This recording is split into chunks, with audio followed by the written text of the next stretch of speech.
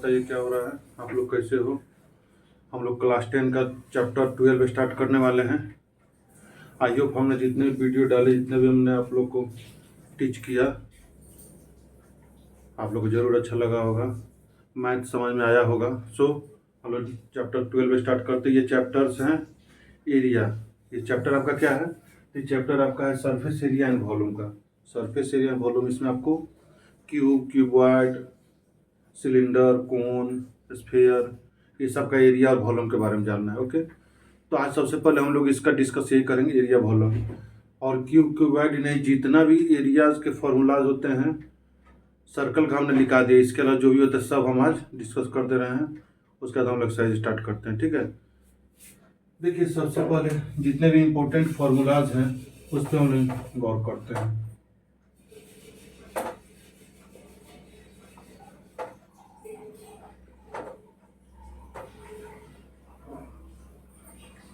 जितने भी आपके इम्पोर्टेंट फॉर्मूलाज उस पर आइए। सबसे फर्स्ट ऑफ ऑल आपका क्या आता है? रेक्टेंगल आता है। सबसे पहले आपका क्या आता है जी? रेक्टेंगल आता है। तो रेक्टेंगल का एरिया क्या होता है? रेक्टेंगल का एरिया होता है L into length into breadth. इसका पेरीमीटर क्या होता है? इसका पेरीमीटर होता है 2 इंटू एल प्लस बी। इसका डायगोनल क्या होता है? इसका आपका जो डायगोनल होता है वो डायगोनल होता है under root L square plus B square. Okay, इसी का यूज करके हम लोग बनाएंगे। सेकेंड आपका जो आता है वो आता है स्क्वायर। सेकेंड आपका क्या आता है? स्क्वायर। स्क्वायर का आपका एरिया क्या होगा? स्क्वायर का एरिया होता है साइड का स्क्वायर। साइड का स्क्वायर का मतलब हो गया साइड इंटू साइड। इसका पेरीमीटर क्या होता है? तो इसका जो पेरीमीटर होता है वो होता है आपका 4 इंटू साइड। इसका डायगोनल आपका क्या होगा? इसका डायगोनल होता है under root 2 into side. Okay, कुछ और फॉर्मूला देखते हैं। तो और इसके बाद आपका जो नंबर आता है वो आता है पैरेललोग्राम का।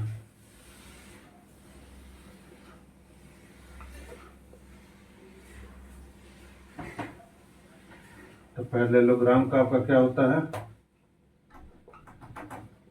तो इसका एरिया होता है बेस इंटू हाइट। इसका एरिया आपका बेस इंटू हाइट होता है। इसका पेरीमीटर क्या होता है? तो इसका जो आपका पेरीमीटर होता है ये होता है 2 into sum of a pair of adjacent side. Okay, तो नेक्स्ट फॉर्मूला क्यों जाता है रोम्बस का। रोम्बस का फॉर्मूला क्या होता है? तो इसका जो एरिया होता है, ये एरिया आपका होता है half into product of diagonals. Half into product of diagonals होता है। और क्या होता है? तो इसका पेरीमीटर 4 इंटू साइड होता है। ओके, इसके अंदर है trapezium.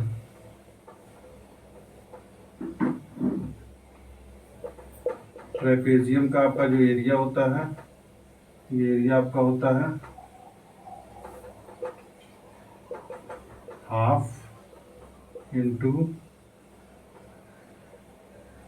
Some of length of parallel side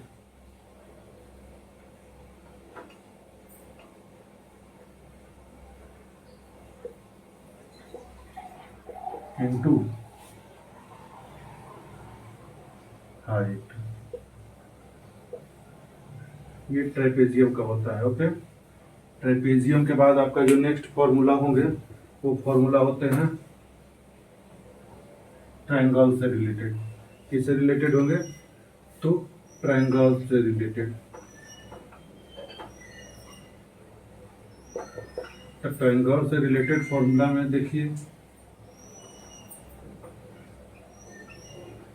area of triangle जो होता है नॉर्मली हम लोग यूज करते हैं base half into base into height का।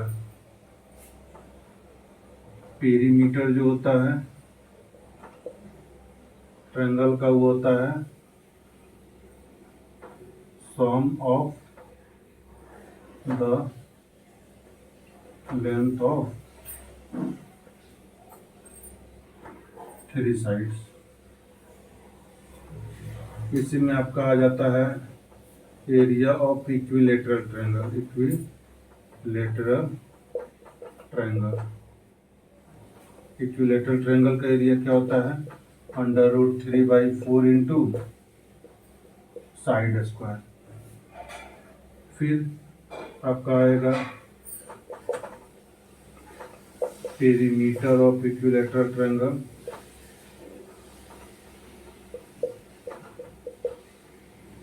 ये आपका होता है 3 इंटू साइड। इसमें एक आता है आपका हीरोन फार्मूला। हीरोन फार्मूला जो होता है ये आता है एरिया ऑफ स्केलर ट्रायंगल के लिए, जिसका सब साइड जो होता है अलग अलग होता है। एरिया ऑफ ट्रायंगल ये जो इसमें जो आपका होता है ये होता है √S into S-A S-B S-C, where S जो आपका होता है A + B + C/2। ये आपका ट्रायंगल से रिलेटेड जो भी इंपॉर्टेंट फॉर्मूला था ये हो गया। ये हमने पिछले क्लास में आप लोगों ने जो पढ़ा वो बताया। अब इस क्लास के लिए जो इंपॉर्टेंट फॉर्मूला है उसको हम लोग डिस्कस करेंगे। तो इसमें जो मेरा फॉर्मूला आपका होगा क्यूबॉइड से रिलेटेड।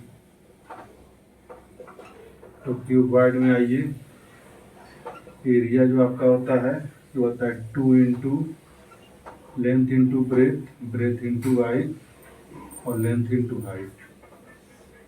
इसका वॉल्यूम जो होता है L into V into H। इसका डायगोनल जो होगा ये होता है √L² B² H²। इसके बाद आपका नंबर आता है क्यूब का। क्यूब का जो एरिया होता है 6 इंटू साइड स्क्वायर,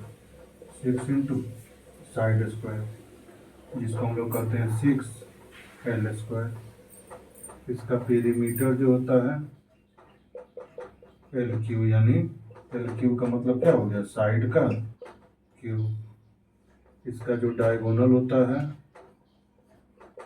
√3L होता है, √3 इंटू साइड। ओके। इसके बाद आपका आता है सिलेंडर। सिलेंडर में क्या होता है, इसमें एक होता है curved surface area.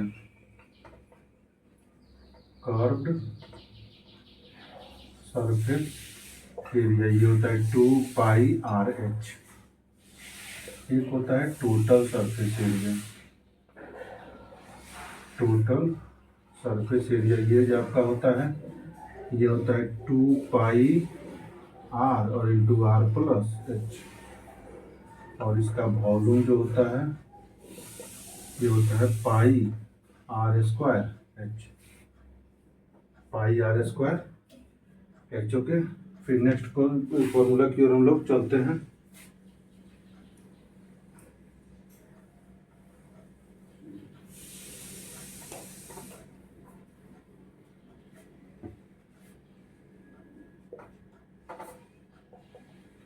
Next formula आपका आता है कोण से रिलेटेड। किससे आता है कोण। तो कोण का एरिया जो आपका होता है इसमें भी कर्व सरफेस एरिया होता है। कर्व्ड सरफेस एरिया ये होता है πRL होता है। देखिए कोण आपका कैसे होता है जी, तो कोण आपका ये होता है इसमें ये आपका मिल गया और ये आपका मिल गया। ये आपका होता है रेडियस, ये आपका होता है हाइट, ये होता है आपका साइलेंट हाइट। तिरछी लेंथ जो होता है उसको बोला जाता है पाई आर। इसमें आपका जो मेन चीज़ है वो एल से रिलेटेड होता है। एल का जो फॉर्मूला होता है H square plus R square कोण के लिए। ओके, इसका टोटल सरफेस एरिया क्या होगा? इसका जो टोटल सरफेस एरिया होता है वो आपका होता है पाई आर और आर प्लस एल। इसका वॉल्यूम आपका होगा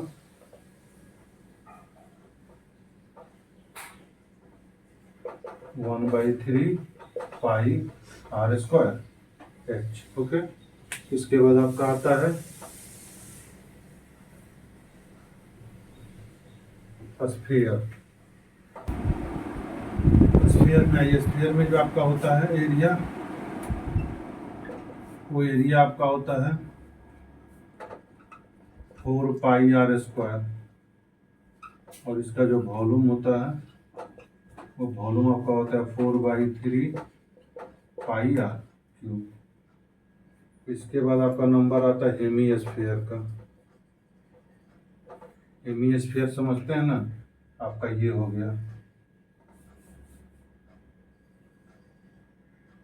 और ये पार्ट जो होगा माने half of sphere, half of sphere. इसका जो कर्व सरफेस एरिया होगा तो कर्व सरफेस एरिया होता है इसका 2 pi R square. Total surface area जो होगा